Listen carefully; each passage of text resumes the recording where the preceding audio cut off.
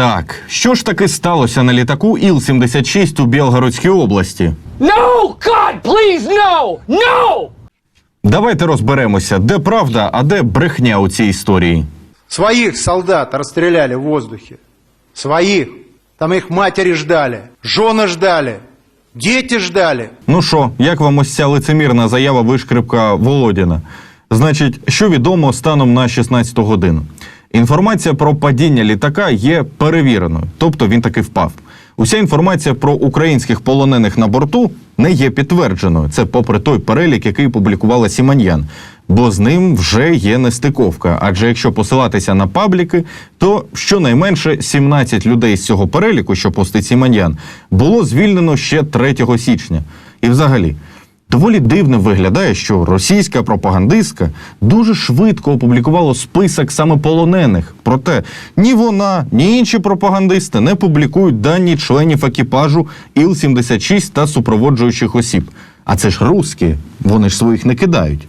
Не публікують також і детальну відеофіксацію з місця подій. А тепер увага, дивіться. Як кажуть усі дослідники, літак таки відлітав із Білгорода, а не летів в Білгород. Тобто напрямок був, ймовірно, від кордону з Україною. І напрямок падіння Іл-76 також вказує, що літак вилетів із Білгорода та віддалявся від нього. Місцеві це підтверджують. Іл-76 практично щодня літав на Білгородщину і перевозив різний військовий багаж. І тут є ще одна штука. Пройшов вже тиждень після збиття А-50 над Азовським морем. І досі, знаєте, жодного офіційного коментаря.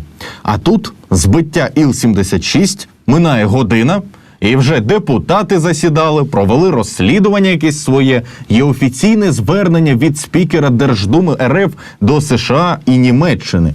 Серйозно? Давайте подготовим обращение к Конгрессу Соединенных Штатов Америки и Бундестагу Германии для того, чтобы депутаты наконец-то прозрели, кого они финансируют, кому помогают. Это нацистский режим. Знаєте, мене завжди дивувало, як же швидко злочинці та терористи починають згадувати про закон та міжнародне право. А чому ж ви заткнули пельку та почали брехати, коли були очевидні докази злочинів армії РФ в Бучі, в Ізюмі? Ну, хоча так, воно ж незручно визнавати, що ви на стороні зла. А зараз, а вже ж, кукурікати про те, що Україна – це терористи, це зручно. А ще ж дивіться на контекст. Поки у Штатах є політичне гальмування законопроєкту стосовно допомоги Україні, дуже вигідно з'являється ось ця заява Володіна про так званий новий злочин київського режиму.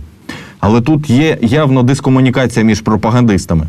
Бо поки одні кажуть, що це удар з боку ЗСУ, інші говорять, що над Білгородом сьогодні працювало російське ППО. Сегодня в Белгороде было слышно определенное количество хлопков, работало ПВО. То, что произошло с падением самолета, не знаю, в городе ничего особенно не изменилось. І є ще такий факт. Представники російських спецслужб вигнали всіх цивільних з місця падіння. Ну, що доводить наступне. Вони будуть інсценувати картинку наслідків розриву Іл-76 під свою версію. Тобто, після заяв вони не надали ні фото, ні відео. А ось коли вигнали всіх цивільних, тепер так, можна робити картинку. Хоча, знаєте, і на тих світлинах, що були вже оприлюднені, не було рештків тіл. Росіяни це виправдали тим, що рештки розлетілися на 1,5-2 кілометри. А я от зараз проведу паралель із авіатрощею Пригожина. Там одразу казали про те, що було знайдено рештки тіл. А потім на місці катастрофи декілька днів працював слідком РФ. Тобто виходить, що зараз російські посадовці та ЗМІ блискавично якось провели розслідування та вже самі про все дізналися. Ну бред же! Ну бред! Ми можемо тут навіть згадати Оленівку, коли росіяни цілеспрямовано вбили наших полонених, заявивши, що це зробила Україна. Зараз ті ж самі спецслужби можуть привезти тіла на місце авіатрощі і зробити потрібну картинку. А випадки вбивства росіянами наших військовополонених – це всім відомий факт, на жаль. Ще тепер щодо збиття літака. Військовослужбовець ЗСУ Максим Колесніков, якого минулого року звільнили з російського полону, та всім, власне, він запам'ятався по фото з яблуком, повідомив про те, як взагалі відбувалося перевезення військовополонених на території Росії. А ось перша 100% брехня про ІЛ. Міністерство війни Росії заявило, що на Іл-76 було 65 полонених, 6 членів екіпажу і 3 супроводжуючих. Це повна брехня. Коли мене везли літаком з Брянську в Білгород, то на 50 полонених було десь людей 20 з їхньої воєнної поліції. А я просто нагадаю вам про іншу катастрофу тільки вже 2014 року.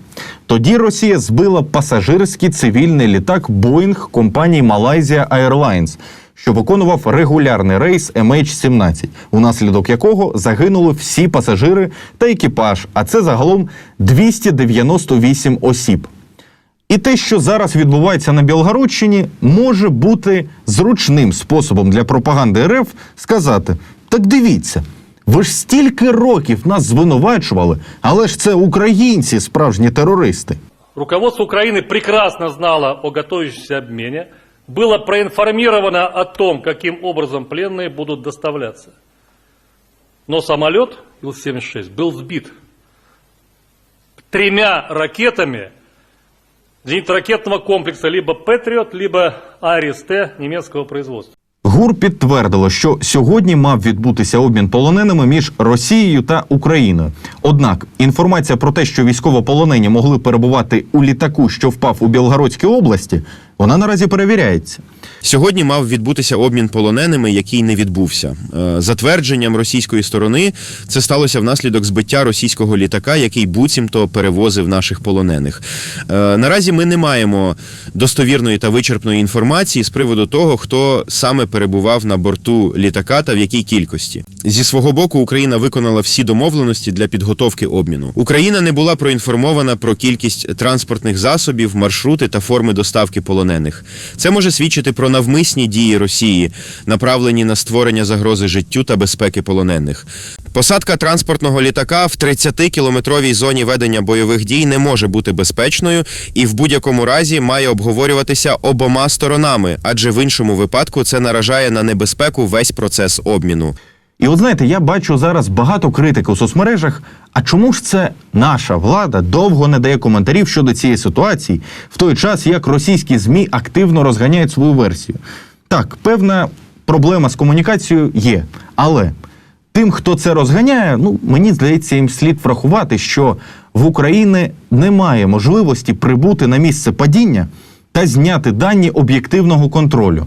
Тому потрібний час, щоб встановити, в яких моментах росіяни брешуть і що насправді трапилося. Бо поки, об'єктивно, все, що ми бачимо звідти, це інформація російської пропаганди або їхніх неадекватних посадовців, які не можна вірити. Бо вони взагалі-то просто плюс-мінус однаково кажуть, і я не бачу сенсу всіх їх слухати. История с уничтожением самолета Ил-76 – результат внутриполитической борьбы элит в Киеве. Дальше будет только хуже. Киевский режим для сохранения своей власти будут с легкостью убивать своих военнослужащих и военнопленных, чему научились за 700 дней СВО. Тому пропоную абстрагуватися від цього маразму та подумати логічно. Бо у мене, наприклад, не в'яжеться. Одразу після авіатрощі була швидка медійна офіційна заява Андрія Картополова. Це голова комітету Держдуми РФ з оборони. Він сказав, що будь-які обміни полоненими будуть припинені нібито з вини України. Это специально сделано для того, чтобы сорвать этот обмен. И чтобы обвинить в этом Россию. Сами убили своих солдат, которые ждали матери, которые ждали дети. Успели развернуть второй самолет. Самолет, конечно, вернулся, и теперь пока об обмене, видимо, речь идти не будет. Зараз поясню. Такі заяви, якщо вони не заплановані заздалегідь, не робляться настільки швидко і без узгодження з Путіним, бо він все ж таки є верховним головнокомандувачем армії РФ. А від Путіна ми бачили що? Та власне нічого. Навіть не він щось казав, а якийсь там його міньйон. Єдина згадка про збиття Іл-76 була від президента Чада, коли той зустрівся із Бункерним. Я слышала о крушении самолета И я хотел бы от своего имени, от имени народа выразить свои искренние соболезнования в связи с гибелью солдат, российских солдат. А Росія вже давно намагалась припинити будь-які обміни полоненими та навіть не подавала на обмін своїх кадрових солдат та офіцерів армії РФ, бо віддавала перевагу зекам-рецидивістам, про що було зроблено нещодавно гарне розслідування. Тобто, виглядає, що ситуація була спланована, і цей Картополов, він виступає як рупор дезінформації, яка має багатошарову мету. Перше – переконати союзників України, що постачання систем ППО є небезпечним для самих українців. Друге – знайти виправдання для російських матерів, чому ж РФ раптом перепиняє обміни, і перекласти відповідальність на Україну та інші шари операції. Видно, що росіяни виявилися підготовленими до цієї події, що вказує на попередній етап медійної підготовки транслювати заплановані меседжі. І от, до речі, давайте наприкінці згадаємо Донецьк, а саме удар по ньому 21 січня. Тоді Росзмі так само дуже швидко звинуватили в усьому Україну. Проте пройшло декілька днів, і дослідники написали, що теракт здійснили самі росіяни із застосуванням 120-мм міномета.